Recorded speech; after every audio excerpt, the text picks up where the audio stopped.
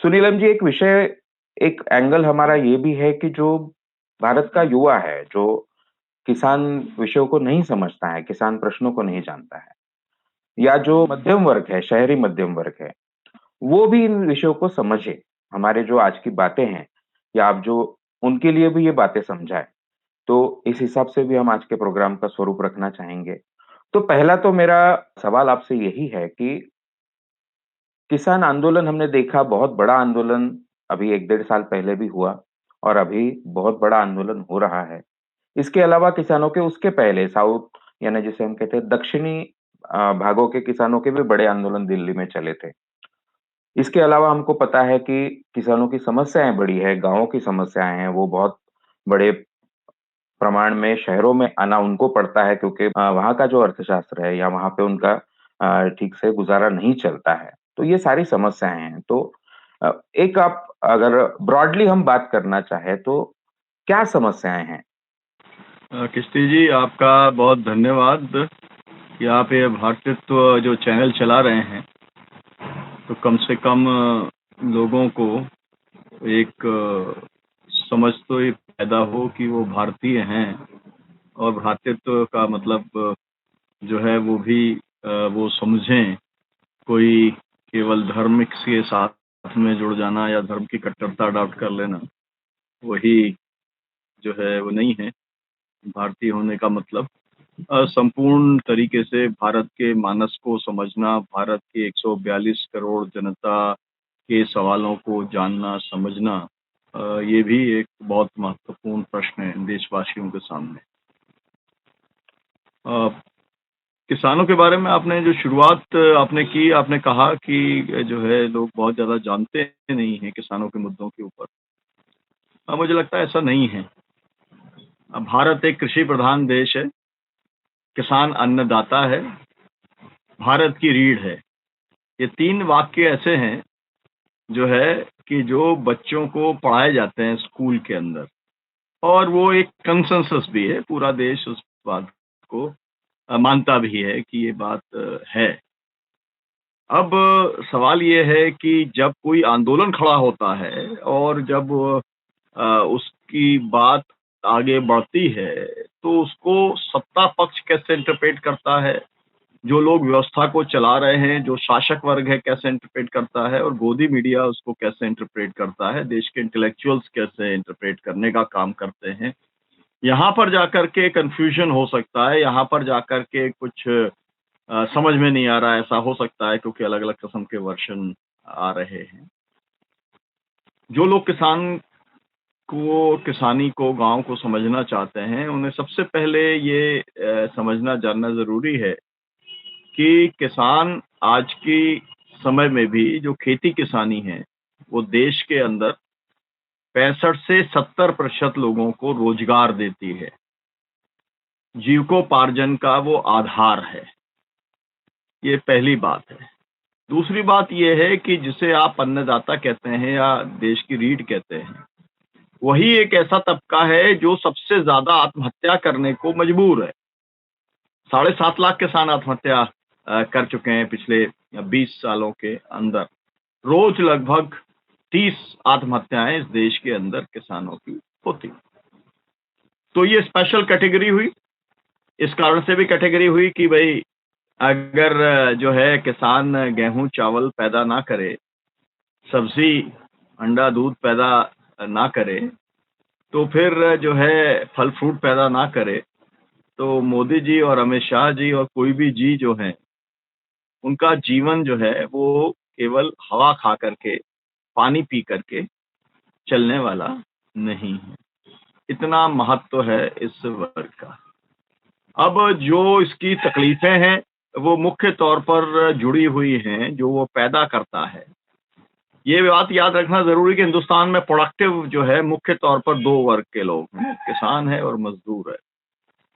किसान वो तबका है जो एक दाने का एक बीज बोता है, उससे 50 गुना या 100 गुना पैदा करता है।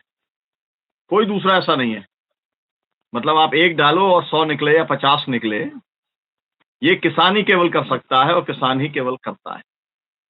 इसका मतलब ये है कि उसकी हालत तो बहुत बढ़िया होनी चाहिए। जो इतना बढ़िया काम कर रहा है, 1 का 100 बना रहा है। आर्थिक हालत भी बहुत अच्छी होनी चाहिए। लेकिन हम ये देख रहे हैं कि किसानों की जो औसत आय है, 1700 रुपए आ रही है औसत आय। और मोदी जी जो दे रहे हैं पेंशन, वो आ रही है 17 रुपए दिन आ रही है, वो पेंशन। 6000 रुपए साल के हिसाब से। वो भी 15 करोड़ परिवारों को देना चाहिए, किसान परिवारों को, तो मिल रही है 3 करोड़ को। वो भी कह रहे हैं कि हम 5 साल से दे रहे हैं, मतलब 30,000 मिल जानी चाहिए थी। तो ये 3 करोड़ को भी 30,000 रुपया ट्रांसफर नहीं हुआ है। ये सब नीति आयोग का आंकड़ा है। भारत की संसद में इस पे चर्चा हुई है, इसलिए मैंने कहा कि लोगों की जानकारी के अंदर आना चाहिए। अब किसान की मांग सबसे महत्वपूर्ण और सबसे पहली मांग ये है कि वो कर्जे में इसलिए जाता है क्योंकि खेती घाटे का सौदा बना हुआ है, घाटे का पेशा बना हुआ है। उसकी मेहनत में कमी नहीं है। जो लोगों को ये मालूम होना चाहिए, शायद पूरे लोग नहीं जानते होंगे कि मैं जो है, आप किसी भी ग्रामीण क्षेत्र में जाइए, किसानों को बिजली पारी बाई पारी रात को दी जाती है।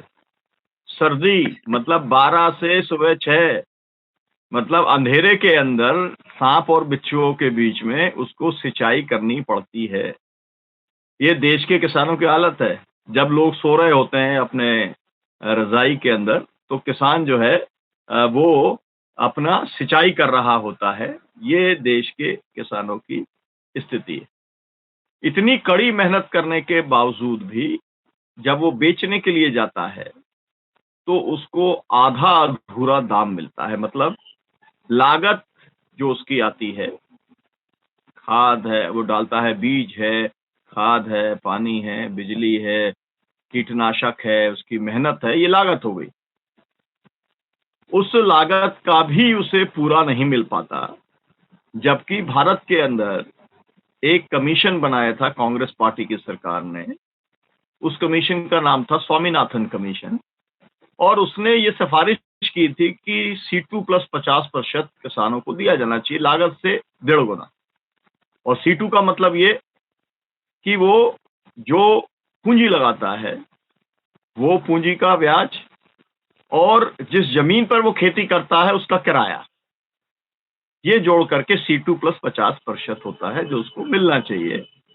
और ना तो C2 जो है, जो हमारे देश का जो आयोग है, जो 23 फसलों की MSP तय करता है, समर्थन मूल्य तय करता है, ना तो खुद वो ये फॉर्मूला मान रहा है C2 प्लस 50% का, देने का तो सवाल ही नहीं है।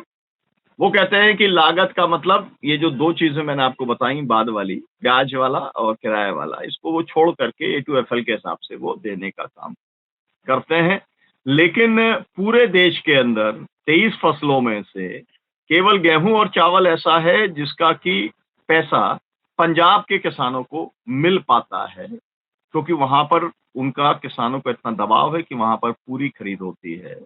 बाकी एक भी प्रदेश में खरीद नहीं होती है। अब आप ये सोचिए कि जब मेरे यहाँ पर, मैं मुल्ताई से आता हूँ, मध्य प्रदेश में सोया प्रदेश कहते हैं मध्य प्रदेश। मेरे यहाँ पर 2-3 साल पहले 10,000 रुपए क्विंटल, 8,000 रुपए क्विंटल सोयाबीन बिका, और आज की तारीख में 4500 रुपए क्विंटल बिक रहा है। अब जो लोग किसानों के बारे में सोचना चाहते हैं, उनको ये सोचना चाहिए कि उनके ज़िले का कलेक्टर होगा, एसपी होगा, विधायक होगा, सांसद होगा, सबको एक फिक्स्ड सैलरी मिलती है। वो सैलरी कम नहीं होती, वो बढ़ती चली जाती है, महँगाई के साथ बढ़ जाती है। लेकिन किसान की जो फसल का दाम है, वो कम हो जाता है। तो पहली माँग जो है वो ये है कि उचित दाम मिले, और ये डिमांड आज की नहीं है किसानों की। आज़ादी के पहले आपने कुछ नाम ऐसे सुने होंगे, राम वृक्ष बेनीपुरी, राहुल सांस्कृतायन, सहजानंद सरस्वती, फिर उसके बाद में जो सोशलिस्ट लीडर्स थे, डॉक्टर राम मनोहर लोहिया, जेपी आचार्य नरेंद्र, इन लोगों ने मिलकर के अखिल भारतीय किसान सभा बनाई थी और उस समय से ये मुद्दा चल रहा है। और उस समय कहा जाता था कि भाई आप जो दाम तय करने का इंडस्ट्रियल प्रोडक्ट का जो आप तरीका अपनाते हो, वही तरीका आप कृषि उत्पादों के लिए अपनाओ। लेकिन वो अपनाते नहीं। जब सेंट्रल गवर्नमेंट के एम्प्लॉय का जब तय होती है वेतन, तो उसमें एक कमाएगा, पूरा घर खाएगा।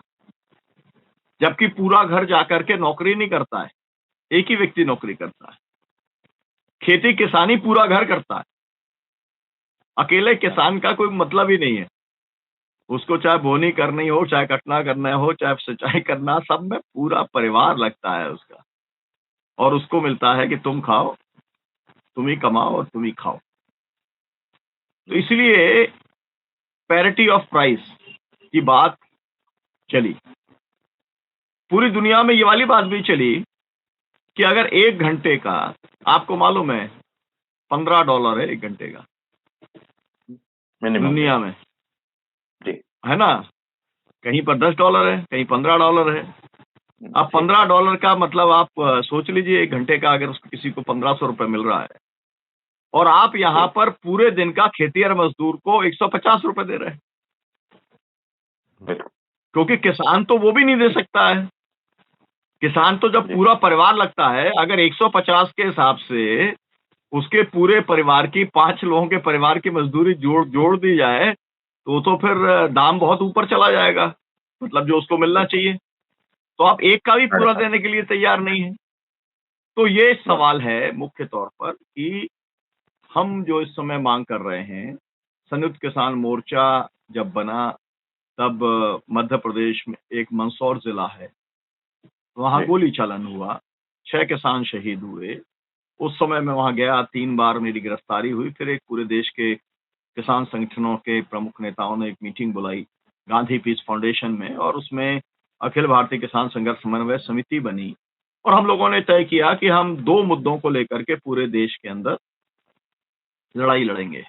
एक, एमएसपी की कानूनी गारंटी, और दूसरा पूरा संपूर्ण कर्जा मुक्ति।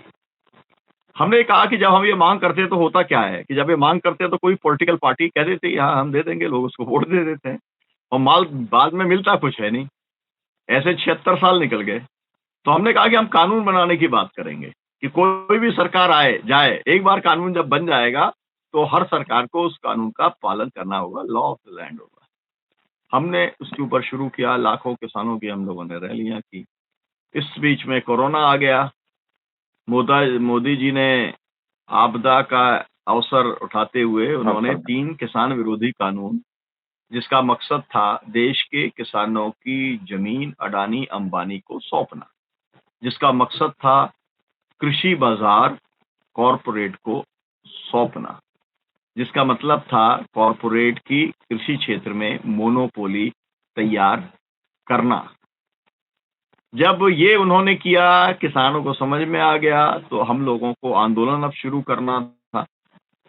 हमको लगा कि और भी जो लोग हमारे से बाहर हैं उनसे भी बात करनी चाहिए। सबने मिलकर के संयुक्त किसान मोर्चा बना लिया और आपको मालूम है हम लोग 2 दिन के लिए आए थे दिल्ली। सरकार अड़ गई। सरकार ने कहा कि आप दिल्ली के अंदर नहीं घुस सकते। हम लोग 30 दिन तक बैठे। सरकार ने वापस ले लिए तीनों कानून और जो है हम लोगों को एक आश्वासन पत्र दे दिया। 9 दिसंबर 2021 को कहा कि भाई ठीक है, एमएसपी की कानूनी गारंटी की हम कमेटी बना देते हैं और आपके सब मुकदमे वापस ले लेंगे, शहीद परिवारों को मुआवजा दे देंगे। ऐसे तमाम सारे जो है उन्होंने बातें कही और हम लोगों ने स्थगित कर दिया आंदोलन। तब से लेके आज तक सरकार भूल ही गई कि उसने क्या लिख के दिया। तो उसे याद दिलाने के लिए हम लोग कार्यक्रम अपने करते रहते हैं देश भर के अंदर। कभी राजभवन के ऊपर प्रदर्शन हम लोगों ने किया, कभी ट्रैक्टर मार्च किया। 3 दिन का अभी हम लोगों ने बड़ा जमावड़ा लगाया पूरे देश के राजभवनों के ऊपर। अभी 16 तारीख को ग्रामीण बंद हम लोगों ने किया और जनरल स्ट्राइक मजदूरों ने की। तो हम लोग दबाव डाल रहे हैं सरकार के ऊपर कि वो हमारी बात को माने दोनों बातें माने, संपूर्ण कर्जा मुक्ति की, क्योंकि बिना संपूर्ण कर्जा मुक्ति की अगर आप एक बार कुछ दो भी दोगे, तो जो हर किसान पे जो लगभग 1.5 लाख रुपए का कर्जा है, वो तो बढ़ते ही चला जाएगा। फाइनली तो फिर आत्महत्या का ही उसके पास विकल्प बचता है। तो इसलिए एक बार आपको कर्जा मुक्ति करनी पड़ेगी और दूसरी बार जब आप गारंटी से आप जब पूरा दाम देना शुरू करेंगे, तो उसके ऊपर कर्जा नहीं होगा, क्योंकि खेती जो है उसकी लाभकारी हो जाएगी। तो फिर कभी कर्जा भी नहीं होगा और कर्जा माफी की बात भी फिर खड़ी नहीं होगी। अब एक और सवाल है, सोशल सिक्योरिटी का सवाल है। क्या 17 रुपए दिन से किसान जो है अपना जीवन जी सकता है? नहीं जी सकता है।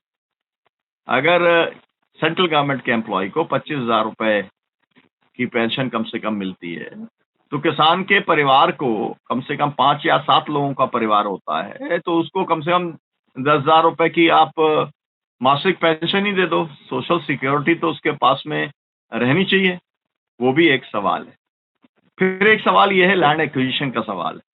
पूरे देश में 76 सालों में लगभग 15 करोड़ किसान, जिसमें मुख्य तौर पर आदिवासी थे, उनको जमीन से उजाड़ दिया गया तथाकथित विकास के लिए और उनका संपूर्ण पुनर्वास आज तक नहीं किया गया।